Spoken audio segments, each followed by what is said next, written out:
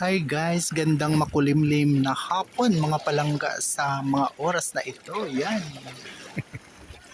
Yan po ang kalangitan dito sa amin ngayon sa probinsya sa Northern Samar. So yan. Hmm. Yan po ang aming panahon. At medyo magalaw-galaw na karagatan. Pero okay lang naman po at malinaw. Hindi naman siya ganun kagalaw. Dala lang po yan sa hangin kaya gumagalaw po ang dagat. So yun po mga palangga, ang weather namin ngayong hapon.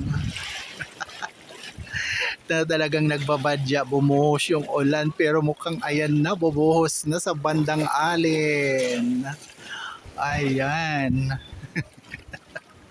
And I'm sure makakarating ngayon to sa amin. Kanina pang umagang ganyan siya pero mukhang ngayong hapon siya bubuhos. Yan po mga palangga. At ayan naman ang sa Bukid area. Ayan. Medyo maliwanag pa doon. Pero dito sa karagatan ay ayan na po. Kitang-kita na po sa island nga nakasumangot na. At ayan na nga, umaambon na. So yun.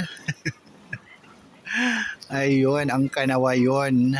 Dumilim. Ayun po guys, maraming salamat muli sa patuloy na pagsubaybay sa akin mga mumunting video. Sarah will have your love vlog. Ayan, update lang po ako sa aming weather ngayong araw na ito. God bless us all po. Bye for now. Love, love, love. Yan. Thank you so much.